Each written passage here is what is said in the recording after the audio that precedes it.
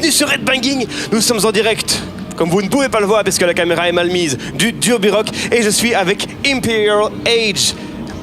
Hello guys, here it's Alexander, the main singer, and it's Jane. How are you here? Hi, it's very cool. It's a huge holiday for us. Finally, after a huge tour, two and something months, 11 weeks on the road.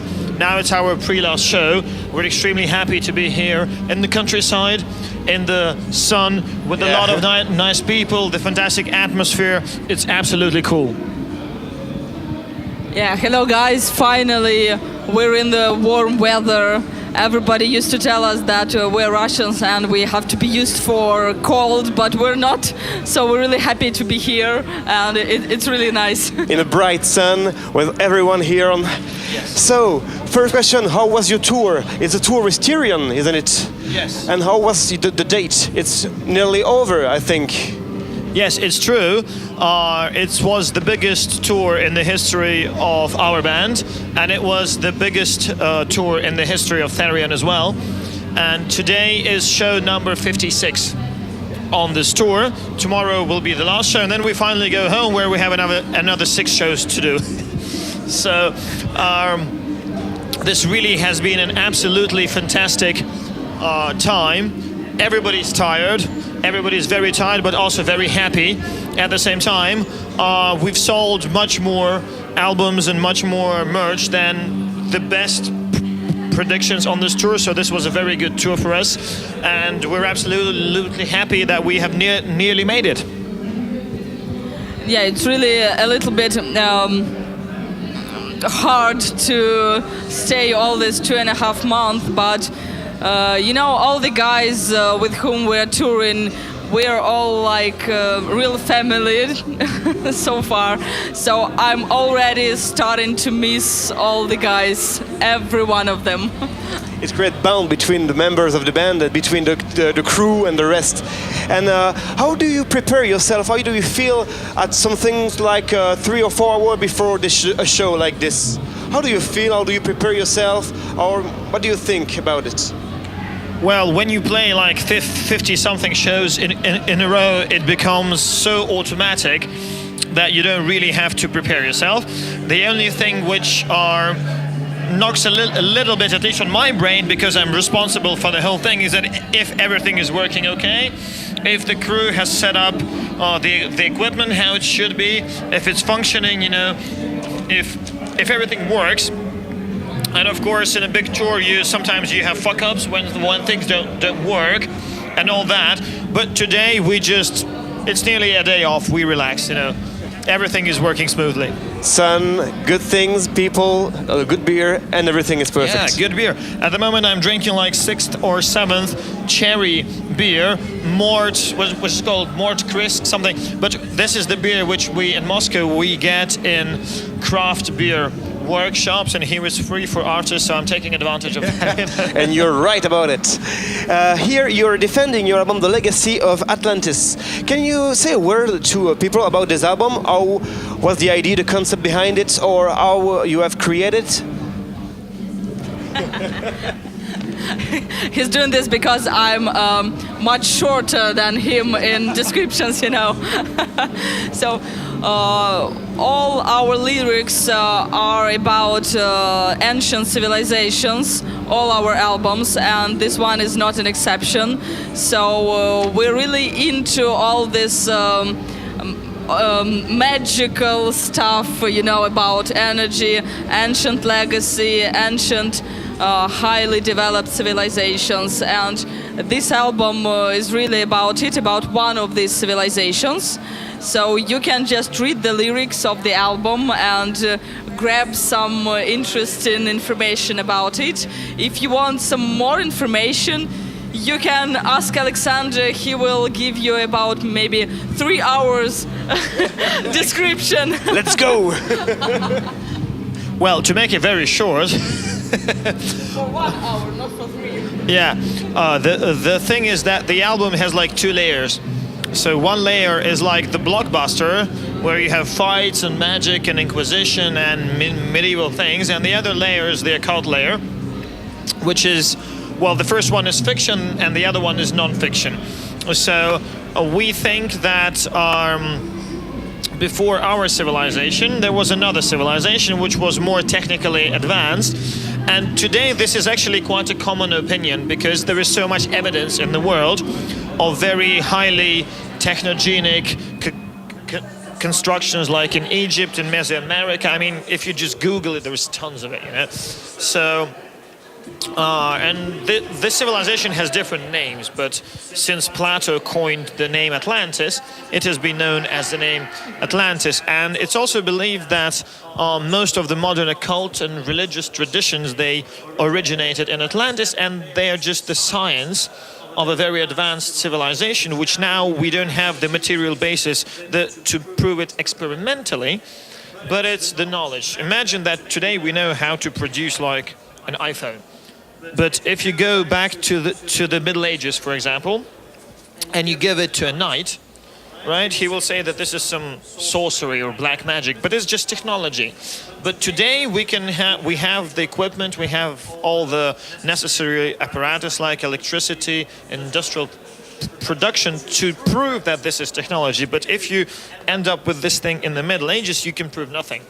Same with the occult and with the magic traditions. There is information that the world is like this, you know, that there are 22 dimensions, that there is the spiritual world and everything, but we cannot prove this because we don't have equipment which can detect these frequencies, which can detect these dimensions and everything. So it's just the result of a very highly advanced science of a previous civilization, and that's what the opera is about. That was very short, okay?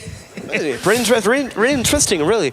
A word about the band. So you are the two leaders, historical leader of the band, and how is the part of the other members? Are you composing all the song by yourself, or are you giving some ideas and the other jamming around, or really in the musical constructions of your music? Basically, you know, leader is always only the one. So you know what I'm talking about. She's talking about female power. Exactly. The main composer is Alex, no doubt of it. And on our last album, I occasionally composed 1.5 songs. So I didn't meant to do this. It just happened. I don't know how. That's how it should be. Yeah. There is a good rule for composers, writers, and creative people. If you can not write, don't write. Because the best music, the best art is when it just bursts you, and you know you're totally tired, but you have to come back from work, whatever, and you just have to write this. This is when you write a hit song. If you go, okay, now I'm going to write a hit song. No, it's not going to work. No. It has to come from the heart and from the deep inside. Concerning other musicians, they are always welcome if they have some ideas, but we are the last point, so we can accept their ideas or we can deny it. Yes. So you this have the last word about it. Okay, a word here. I'm going to ask you a question. If I give you a magical wand, you see, to make a wish for your band, what would it be? You can do whatever you want. You have all the money, everything you need. What do you want to do for Imperial Age for now, for the future years? You mean what the band should achieve, or what we want to do musically, or if I give you an envelope with a huge amount of money, everything you need to do what Imperial Age want to do, no limits. What would it be? Okay, I want a huge open-air concert with hundreds of thousands of people, with a whole orchestra, with a whole choir. You know, 120 people orchestra, 60 people choir, 3 hours of music, play everything we can. That's my wish. Something huge. Yes. What do you think? Of course, all what Alex has just described, it can be achieved without money. So it's just only the money question. I prefer to keep... so I prefer not material stuff. You know, I prefer to keep some childish happiness of all members of the band.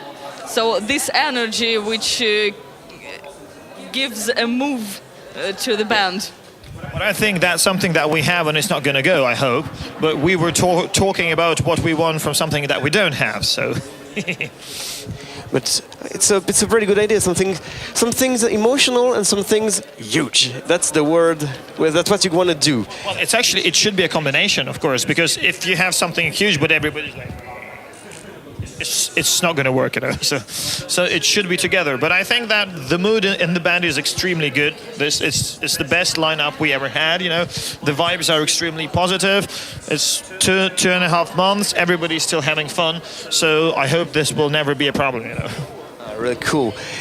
Here we're gonna slowly end the interview. So I'm gonna ask you do we want to say a word to the person that's gonna look the video, something about you, something about a message to give?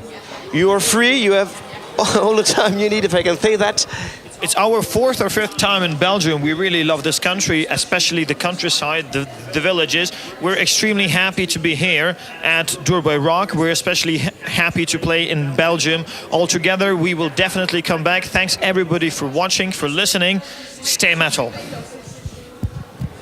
I'm gonna say only that, man, don't listen to your mom, to anybody. Just do whatever you want to do and you will have anything you want.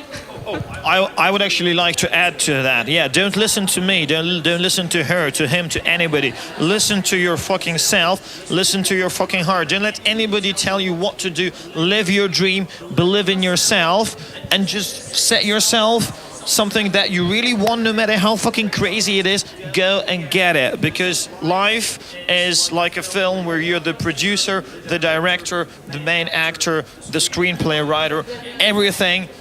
Just live it out, you know. That's how it should be, we think. Thank you. That's a fucking cool message. Really, thank you. Really. On se revoit bientôt sur Headbanging. À bientôt les petits loups. Restez métal. Salut.